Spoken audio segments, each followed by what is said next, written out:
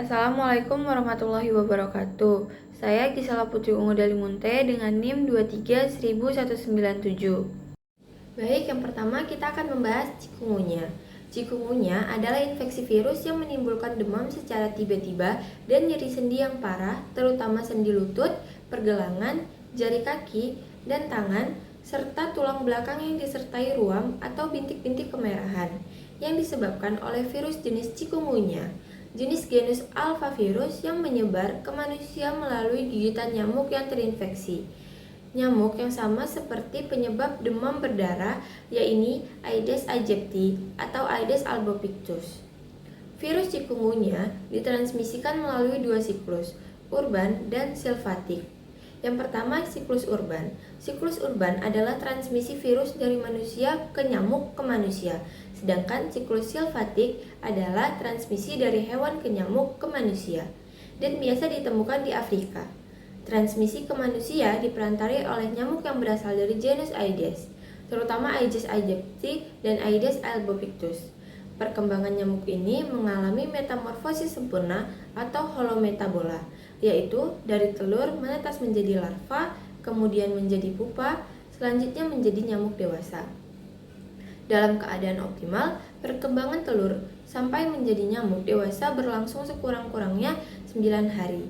Gejala cikungunya akan muncul pada 3-7 hari setelah gigitan pertama oleh nyamuk pembawa virus cikungunya. Gejala awal cikungunya adalah demam tinggi mencapai 39 derajat, dibarengi dengan ruam di kulit. Selain demam dan ruam, beberapa gejala lain dari cikungunya adalah sebagai berikut, yaitu nyeri kepala, nyeri sendi yang parah, umumnya terjadi pada lengan dan kaki, pembekakan pada persendian, munculnya bintik-bintik merah pada kulit, sakit punggung, mual dan muntah, serta nyeri otot. Kita dapat melakukan pencegahan dengan 3M, yaitu menguras. Menguras adalah tempat penampungan air seperti bak mandi, tempayan, dan talang air minimal seminggu sekali. Yang kedua, menutup. Menutup rapat tempat penampungan air seperti tangki air, drum, dan kendi. Serta mendaur ulang barang bekas yang dapat menampung air hujan seperti botol plastik, kaleng bekas, dan ban bekas. Langkah lainnya yang dapat kita lakukan untuk mencegahnya adalah menaburkan bubuk larvasida atau abate pada tempat penampungan air yang sulit dikuras. Selanjutnya, memelihara ikan pemakan jentik nyamuk seperti ikan cupang dan burayak. Lalu, menggunakan kelambu saat tidur serta memakai obat nyamuk saat beraktivitas di luar ruangan.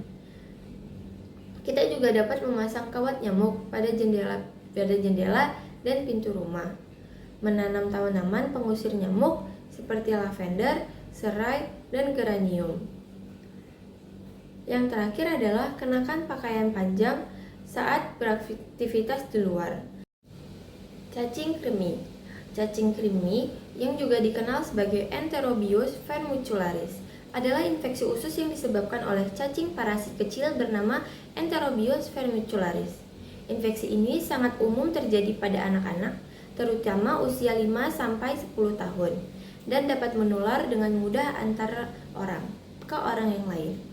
Cacing kremi yang memiliki nama ilmiah Enterobius vermicularis memiliki siklus hidup yang cukup sederhana. Berikut adalah tahapan-tahapannya. Yang pertama, saat dia menjadi telur. Cacing kremi betina dewasa yang hidup di usus besar pada manusia akan bermigrasi ke daerah anus pada malam hari. Di sana, mereka akan mengeluarkan telur yang menempel di sekitar anus dan lipatan kulit di sekitarnya. Telur ini berwarna putih dan berukuran kecil, sehingga tidak dapat dilihat dengan mata telanjang. Yang kedua, penelanan. Telur cacing kremi dapat menular dengan mudah antar orang. Penularan paling sering terjadi ketika telur tertelan, baik secara langsung maupun tidak langsung. Cara langsung terjadi ketika seorang manusia, terutama anak-anak, menggaruk anus yang gatal dan kemudian memasukkan tangan ke mulut. Cara tidak langsung terjadi ketika telur yang menempel pada benda-benda seperti spray, pakaian, atau mainan disentuh dan kemudian telur tertelan. Yang ketiga, penetasan. Setelah telur cacing kremi tertelan, telur tersebut akan menetas di usus kecil dalam waktu beberapa jam. Larva yang menetas kemudian akan bermigrasi ke usus besar. Yang keempat, pertumbuhan dan perkembangan. Di usus besar, larva cacing kremi akan tumbuh dan berkembang menjadi cacing dewasa. Yang kelima, reproduksi. Cacing kremi betina dewasa yang telah matang akan mulai menghasilkan telur. Cacing betina dapat menghasilkan hingga 10.000 telur per harinya. Yang keenam, kematian. Cacing kremi dewasa hanya memiliki waktu hidup sekitar 2-3 minggu. Setelah mati, cacing kremi akan keluar dari tubuh bersama tinja.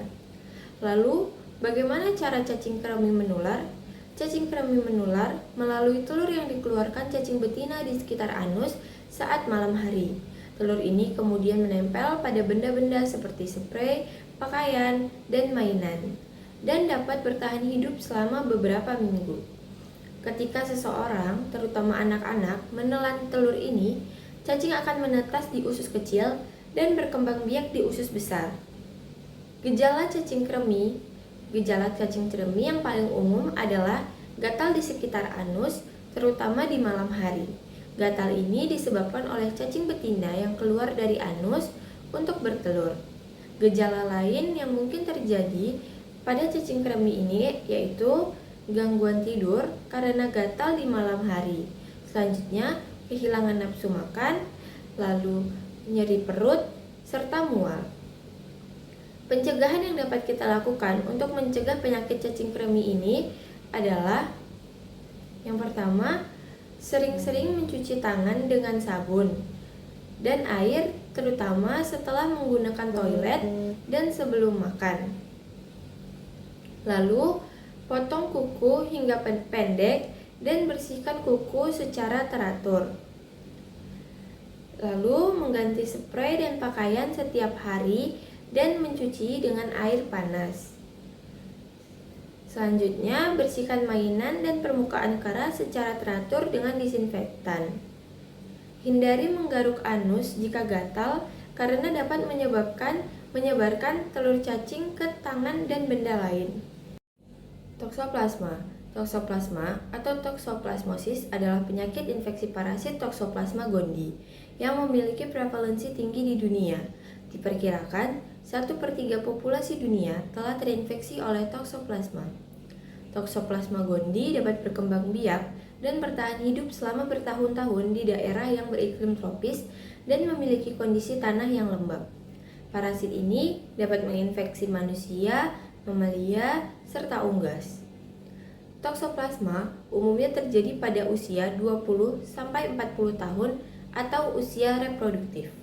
Tidak berbahaya bagi individu dengan sistem imun yang baik, namun sangat berakibat fatal bagi wanita hamil dan individu dengan sistem imun yang rendah. Toksoplasma adalah penyakit yang diakibatkan oleh parasit Toxoplasma gondii yang dapat ditularkan oleh kucing. Namun, tidak hanya kucing yang dapat menjadi dalang penyebaran penyakit toksoplasma ini. Toksoplasma dapat menyerang semua jenis satwa, termasuk burung, ikan, kelinci, anjing, babi, kambing, dan mamalia, bahkan manusia. Gejala yang dapat dialami oleh manusia sehat seperti gejala umumnya seperti flu, pegal-pegal, pembengkakan kelenjar getah bening, sakit kepala, demam, dan juga bisa mengakibatkan kelelahan. Untuk para ibu hamil, biasanya toksoplasma ini terjadi pada awal kehamilan dan dapat menyebabkan kematian janin.